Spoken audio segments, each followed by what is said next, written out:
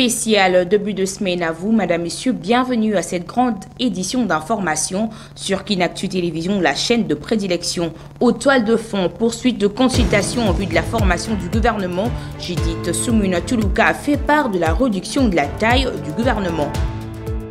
Parade armée PNC, Christian Chiwewe a rappelé aux hommes en uniforme leur devoir de défendre la patrie sans toute forme de trahison ou de compromission. Ce 15 avril, le monde entier célèbre l'art à l'honneur de Leonardo da Vinci, symbole de la créativité multidisciplinaire et de l'innovation. Cette commémoration a pour objectif de promouvoir la renaissance de l'art.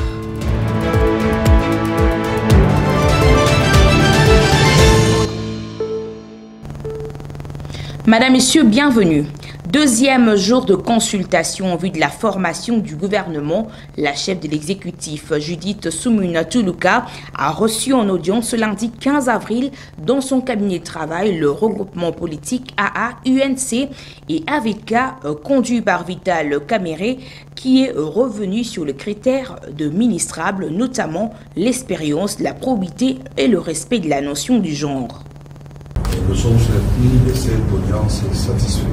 La formation du gouvernement stratégique, gymnastique et arithmétique, et qui tient compte aussi d'un certain nombre de critères, des compétences, de probité morale, des représentations géopolitiques, des critères hommes-femmes, et tout ce que nous voulons aussi, c'est que nous soyons les premiers à amener effectivement à la définition de fin de vie des politiciens ou des autorités. Oui, la question du temps, d'abord je dois dire que ce n'est pas la faute du Premier ministre. Et de deux, il ne faut pas confondre les choses ici. La République démocratique du Congo, ce n'est pas les Sénégalais. C'est 2 345 000 km², c'est 100 millions d'habitants. Il faut prendre le temps nécessaire pour bien faire les choses. Il s'agit de fustiger le fait qu'il y a des choses qui auraient pu être réalisées au temps très long. Parce qu'il concerne Mme le Premier ministre Christine, qui a été nommée le 1er avril. Aujourd'hui, nous sommes le 12, le 15. Elle a déjà fait de pré-consultations avec le présidium, dont moi-même. Aujourd'hui, elle est au deuxième recrutement et elle continue son travail pour le plan. Si le calendrier qui nous a été communiqué est respecté, le 19. Donc, il n'y a pas besoin à la demande. Nous devons d'abord nous faire violence, les politiciens. Pour une fois, acceptons que ce que nous faisons n'est pas le partage des responsabilités. Et ceux qui auront la chance d'être nommés, qui ne fêtent pas, qui réfléchissent sur la manière de répondre aux défis énormes dans un pays en guerre. Dans un même ordre d'idée, à son tour, le président de l'AFDCA, Modeste Batilukebo, a également échangé avec la première ministre Judith Soumuna Tuluka, qui lui a fait part de la réduction de la taille du gouvernement. Suivez. Ce n'est donc pas un secret. Nous avons parlé des critères pour faire partie du gouvernement. Et les critères sont notamment le poids politique, la géopolitique, le genre, la compétence. Les autres critères sont additionnels, mais essentiellement les quatre là. Et donc nous avons pris bonne note que nous allons faire des suggestions en termes de postes ministériels, mais également des profils qui répondent à nos exigences, disons à nos ambitions. Ainsi donc, nous pensons que dans les meilleurs délais, le gouvernement pourra être constitué et la Première ministre a insisté sur le fait qu'on doit réduire le train de vie des institutions. Nous sommes d'accord avec elle et c'est pour cette raison que la taille du gouvernement sera réduite et elle a beaucoup insisté sur l'exécution parfaite du budget, surtout le budget d'investissement, pour que nous puissions espérer une croissance économique.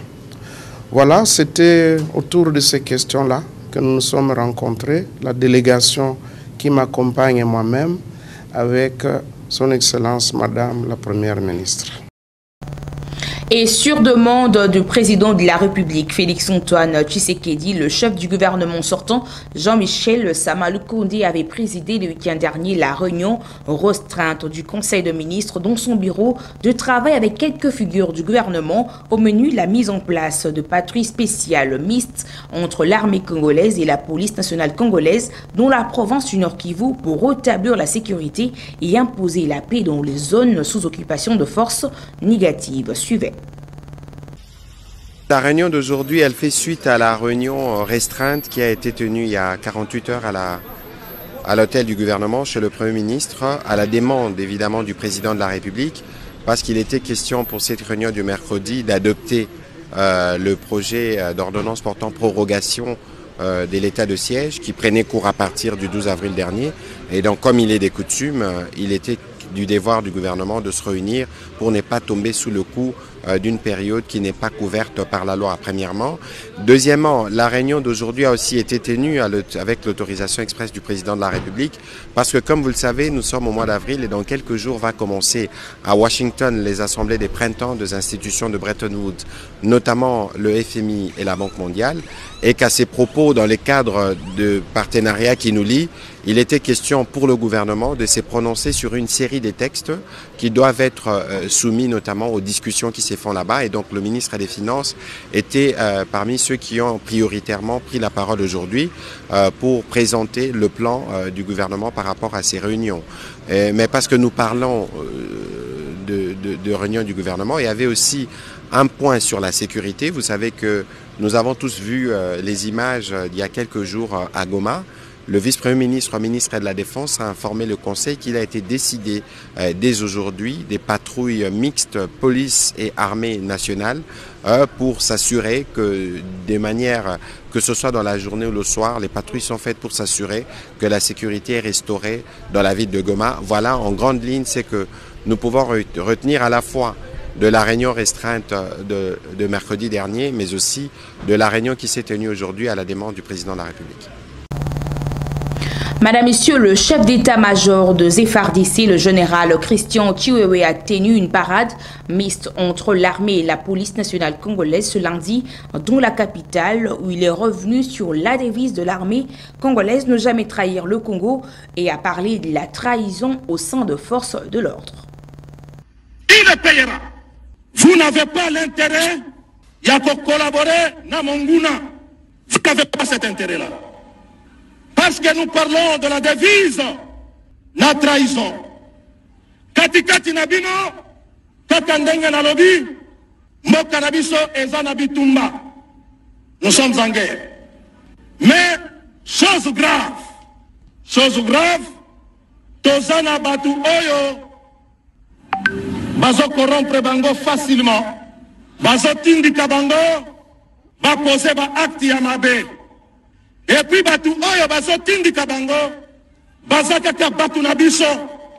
Plus grave, des fois nos politiciens, et les secrétaires, parce que bolandi landi yango na ba télévision, bazo lakisa ba homme politique, bazo instrumentaliser ba militaire na ba policier. Yango na profité na minute oyo, parce que na Lubumbashi, bakangi ba officier ya armée, bakangi ba policier ya police, baza na Kinshasa. Awa na Kinshasa, tosito kangi ba officier mosusu pour la trahison. Et avec preuve, et eux-mêmes passent aux aveux, c'est grave. Une manifestation violente a été organisée ce lundi 15 avril au nord du territoire de Nyiragongo après que 2 hommes armés aient ôté la vie d'un jeune garçon à Goma pour avoir tenté de résister à donner son téléphone portable au tueur qui était bien armé. Lydia Kandolo pour ce commentaire. L'insécurité bat son plein dans la partie est du pays. Les habitants l'ont compris et se sont dit non et stop au vandalisme. Après la mort d'un jeune garçon tué hier soir par 2 hommes armés, aussi pour quelques cas de tueries enregistrés dans la province du Nord Kivu. Ce matin, plusieurs personnes sont sorties dans la rue pour protester contre cette insécurité à ciel ouvert. Une manifestation manifestation violente était organisée au nord du territoire de Nirangongo, dans la province du Nord Kivu, et ce, malgré les communiqués des autorités de la ville interdisant toute manifestation projetée et appelant ainsi la population à vaquer librement à leurs occupations. Les manifestants ont tenu à leurs annonces de ce lundi. Selon les sources concordantes, la tension était en haut ce matin. Les manifestants ont exprimé leur ras-le-bol en brûlant les pneus et barricadant les axes routiers Kilinji et 3 étoiles. Chansons de tristesse et de colère dans leur bouche, ces jeunes ont saisi l'occasion pour manifester leur colère suite aux événements qui commencent à faire partie de leur quotidien. Rappelons que des hommes armés ont ôté la vie d'un jeune garçon dimanche pour avoir tenté de résister à donner son téléphone au tueur. Juste après l'acte, ces deux hommes ont pris fuite avec les téléphones. Après quelques jours passés dans le territoire d'Aru à Mahangui, dans le cadre de sa mission d'itinérance, le gouverneur militaire de la province, le lieutenant-général Johnny Luboyari, gagnait la ville de Bunia le week-end dernier. Les détails dans ce reportage. Le commandant des opérations et gouverneur militaire de l'Ituri, le lieutenant-général Luboya Kashama Johnny, vient de regagner Bunia. C'est après une mission d'itinérance sécuritaire et administrative dans les territoires d'Aru et Mahagi. Le lieutenant-général Luboya Kashama Johnny a tenu 4 meetings populaires respectivement au chef-lieu d'Aru, Ariwara Ingbokolo et Jalasiga dans les territoires de Mahagi. Son porte-parole, le lieutenant Gilles Ngongo Chikoudi, à son atterrissage à l'aéroport national Murongo de Bunia, affirme l'exécutif provincial a amené à cette population les messages de remerciement et de félicitations au nom des commandants suprêmes Félix Antoine Tshisekedi Tshilombo, surtout pour avoir maintenu l'élan de paix et l'esprit de travail. Il a félicité la population d'avoir maintenu l'élan de la paix et du développement dans cette partie de la République. Il y a autre activité, ce sont de parades mixtes que le commandant des opérations a tenu à l'intention des éléments de forces armées de la République démocratique du Congo, mais également de la police nationale congolaise déployée dans cette partie de la République. Disons qu'en sa qualité de commandant des opérations et gouverneur de cette province, le lieutenant-général Luboya Kashama Johnny avait également présidé plusieurs réunions de sécurité. Des mesures ont été également renforcées aux frontières de la République démocratique du Congo. Question de faire face à tout celui qui voudra déstabiliser le pays en partir de l'Ituri.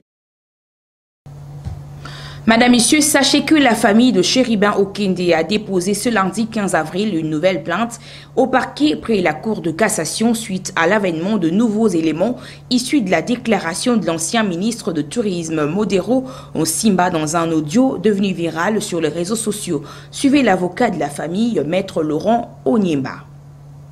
La famille Okende, pour qui je suis en ce lieu, m'a chargé à nouveau de déposer une plainte parce que vous allez vous rappeler qu'il n'y a pas longtemps, nous avons suivi un ministre honoraire du nom de M. Modero Simba, déclaré dans un audio qui reste viral sur les réseaux sociaux et décrire les circonstances de la mort de M. Chéribin Okende en citant des noms, des post-noms et des prénoms ainsi que des qualités des personnes ayant participé à cette activité macabre. Après la première plainte déposée au parquet près le tribunal de grande instance de Kinshasa-Gombe, il est aujourd'hui urgent de déposer une nouvelle plainte parce qu'il y a l'avènement des éléments nouveaux qui décrivent, à la différence de ce qui a été dans la conclusion du parquet, les circonstances de la mort de M. Chéribin Okende. Et donc, nous ne pouvons pas éternellement nourrir la thèse de faux bruits alors que des personnes citées dans des versions qui sont du reste cohérentes, ne sont pas interpellées. Nous venons encore une fois mettre la justice de notre pays devant ses responsabilités. Pour qu'au-delà des faux bruits, qu'elle puisse s'intéresser aux personnes qui sont citées pour permettre de réparer tant soit peu la douleur de cette famille qui ne verra plus jamais un grand dignitaire, un homme d'État assassiné dans des circonstances indescriptibles. Madame, Messieurs, l'on s'interroge sur la procédure légale à suivre en ce qui concerne l'extradition d'un compatriote en droit public international. Pour éclairer l'opinion publique de tous bords, Maître Chevalier Kwete, avocat près la cour de Kinshasa-Gombe et spécialiste en droit public international, précise que cette affaire est traitée entre les États si seulement ces derniers ont signé le convention d'extradition. Suivez. Un Congolais commet une infraction dans notre pays, en République démocratique du Congo, et se trouve en fuite dans un pays hôte. Cela veut dire dans un pays à l'étranger. Comment l'extrader ici chez nous pour être jugé suivant la loi congolaise?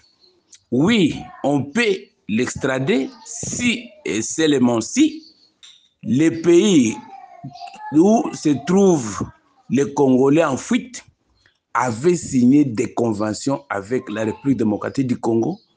Cela veut dire si le Congo a signé un contrat, a signé une convention avec ce pays-là pour extrader les malfaiteurs ou les gens qui commettent les infractions, et se trouvant dans ces pays-là, dans ces cas-là, les pays où se trouvent criminels peuvent être à mesure de l'extrader et le ramener au Congo pour être jugé.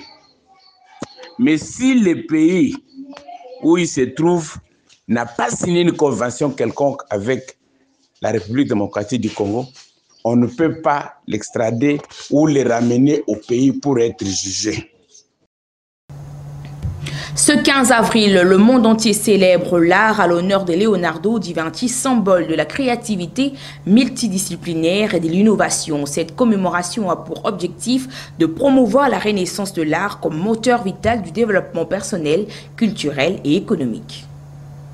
Promouvoir la reconnaissance de l'art comme moteur vital du développement personnel, culturel et économique, tel est l'objectif de cette journée commémorative de l'art célébrée chaque 15 avril. Le choix de cette date est pour souligner l'impact universel et intemporel de l'art qui réunit les artistes, le musée, galeries et les amateurs de l'art autour d'une passion commune pour les créations artistiques. Cette célébration contribue également à renforcer les liens entre les créations artistiques et la société, à promouvoir une meilleure prise de conscience de la diversité des expressions artistiques et à mettre en valeur la contribution des artistes au développement durable. Chaque 15 avril est une occasion de remettre en lumière l'éducation artistique dans les écoles, car la culture peut ouvrir l'éducation inclusive et équitable de l'homme. Il est à noter que cette date est aussi à l'honneur de Léonard de Vinci, considéré comme symbole de la créativité multidisciplinaire et de l'innovation, et a été effectuée lors de la 17e Assemblée générale des associations internationales des arts à Guadalajara. Ainsi, cette proposition a été homologuée par l'UNESCO en 2011 pour être célébrée la toute première fois en 2012. En cette date, la journée du 15 avril, de nombreuses activités artistiques et culturelles sont organisées dans le monde en célébration de l'art. Et parlons de la lutte contre les inondations dans la ville de Kinshasa. L'ingénieur Ashita Silani Smith parle de l'implication des autorités du pays en impliquant les structures d'assainissement de la ville, comme par exemple le VD, mais aussi le spécialiste en la matière. Ouais, je dirais qu'au départ, il faut, nous d'abord, la population qui sommes victimes de ces inondations-là, en premier lieu, assainir nos environnements, c'est-à-dire bien prendre soin de nos collecteurs qui sont juste à proximité de nos maisons, et aussi aux techniciens ou au gouvernement ou au gouvernorat et les entreprises, aller voir le niveau du lit de la mer, qui est le fleuve qui est juste à côté de nous. Le niveau de ces lits-là est plus en hauteur que le niveau du sol de partout de la ville de Kinshasa. Donc voilà ce que j'allais dire. Donc le niveau du lit de la mer est un peu en hauteur par rapport à notre sol que nous utilisons ou par rapport à nos maisons, notre cité en fait. Donc il y a un niveau. Le niveau de la mer est plus élevé contrairement au niveau de nos foyers, quoi. Sport, cette fois-ci, 2 buts contre 1 et le score qui a sanctionné le Classico congolais le dimanche 14 avril dernier au stade de Martyrs de la Pentecôte en match de la 7e journée du play-off de la Lina Foot opposant V-Club au tout-puissant Mazembe. Ces résultats permettent au Corbeau de Lubumbashi de se positionner en tête du classement avec 18 points. Espoir Kunanvidi nous donne les détails dans ce commentaire.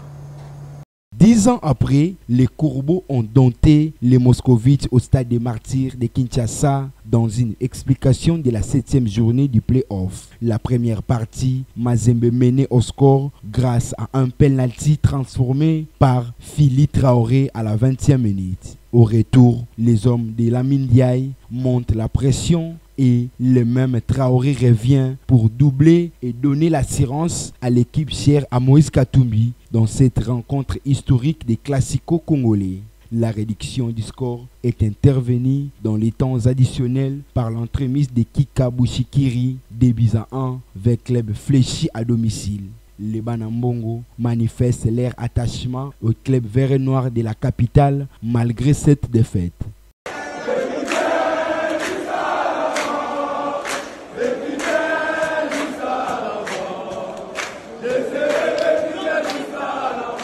Un périple récit pour les tout-puissants Mazembe à Kinshasa qui empoche 6 points en battant le Football Club Les Aigles du Congo et l'ASV Club, et le Moscovite garde l'espoir de faire un bon résultat le mercredi prochain face à l'équipe de Vidier Chimanga au stade des Martyrs. Cette victoire permet au Corbeau de Lubumbashi de revenir au trône avec 18 points, suivi de Maniema Union qui a 16 points. Les Saint-Éloi Lupopo occupe la 3e place avec 15 unités et l'association sportive Vita Club est en 4e position avec 10 points.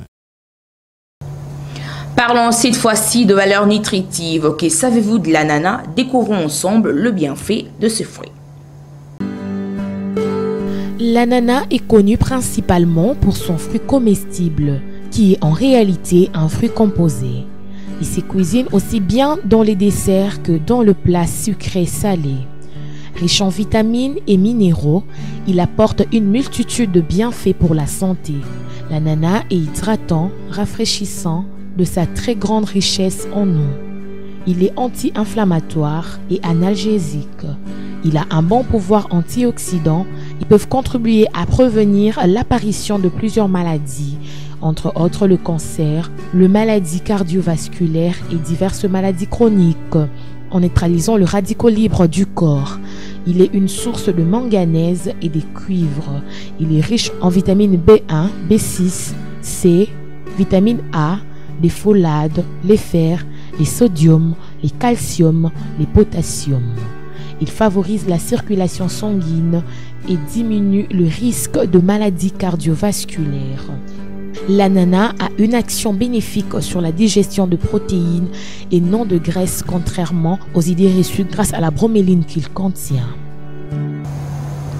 Et pour finir, le bulletin météorologique. Sachez que le ciel sera légèrement nuageux. Il fera 24 degrés Celsius avec une ressentie plus chaude, soit de 26 degrés Celsius. La force du vent oscillera aux alentours d'1 km/h, tandis qu'à l'après-midi, il pleuvra. La température atteindra le 35 degrés Celsius et en fin de la soirée, il fera beau temps. La température retombera vers 29 degrés Celsius.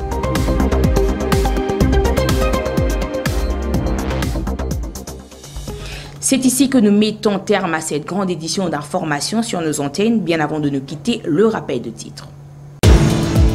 Poursuite de consultation en vue de la formation du gouvernement, Judith Soumuna Tuluka a fait part de la réduction de la taille du gouvernement.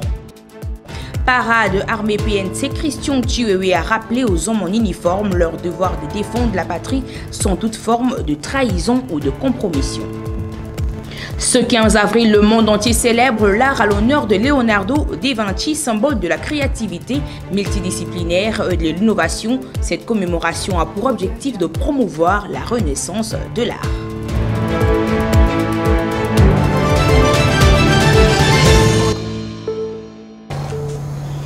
Merci infiniment à la confiance nous accordée. Je vous retrouve demain avec la même ferveur. Au revoir et à la prochaine.